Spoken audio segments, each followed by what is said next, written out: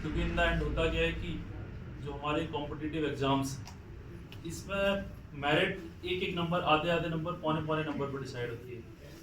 जैसे आप प्रीलिम्स ही ले लें तो प्रीलिम्स में क्या होता है कि बहुत सारे लोग 0.25 से बाहर हो जाता है।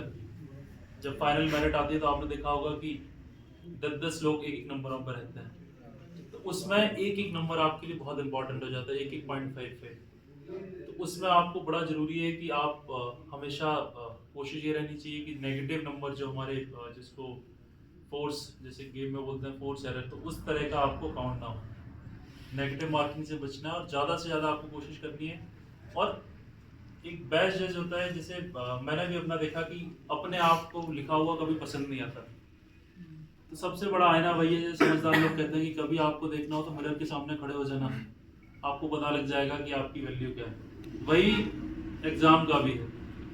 आप अपनी कॉपी अगर आप खुद देख लेंगे यार, अपनी पढ़ाई को आप खुद जज कर लेंगे, तो आपको एक आइडिया लग जाएगा कि आपकी पढ़ाई सही डायरेक्शन में जा रही है, आपका एग्जाम सही डायरेक्शन में जा रहा है। क्योंकि मैंने देखा है कि मैं अपनी कॉपी खुद पढ़ा करता था, जैसे कुछ नंबर आए तो बड़ी हिम्मत जुटानी पड़ती है अपनी कॉपी पढ़ने के लिए।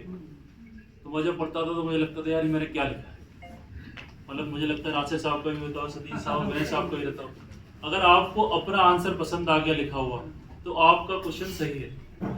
और अगर आपको अपना ही पसंद नहीं आया, ज्यादातर आप दूसरों पे हम डिपेंड रहते हैं कि हमारा ये चेक करे वो चेक करे, आप खुद ही अपने वैल्यूएटर बन सकते हैं। और यही आप डेली बेसिस पे अपनी पढ़ाई का भी कर सकते हैं। अगर आप एक हमारे टीचर कहा करते थे कि अगर आप सुबह उठ के बोलते हैं कि जो मैंने रात में पढ़ाई की ये मैं कर रहा और उससे मैं सेटिस्फाइड हूँ, तो आप सही तैयारी कर रहे हैं।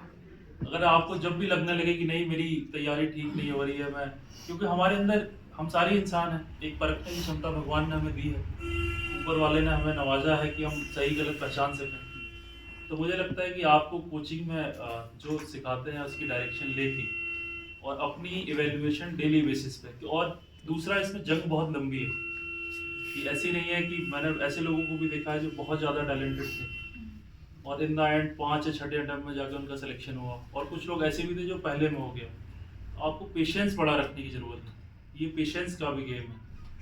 तो एक हमारे टीचर कहा करते थे ये T20 नहीं, ये टेस्ट क्रिकेट है।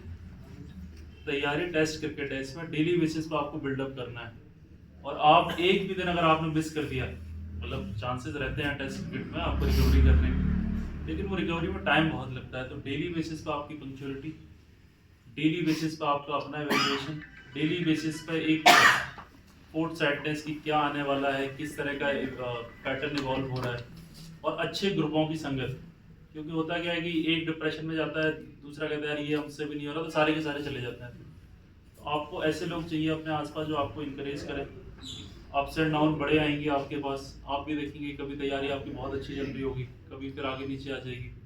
तो उसमें आपको कोई पुल करने वाला चाहिए जो बोले नहीं कोई बात नहीं, चलो जो हो गया, आज फिर से इम्प्रूव करते हैं। तो ऐसे ही जब आपका साथ रहेगा तो मुझे उम्मीद है कि माहौल यहाँ पे क्रिएट होगा, गाइडेंस आपको मिलेगी और अपनी मेहनत पे आप सफलता जरूर पाएंगे।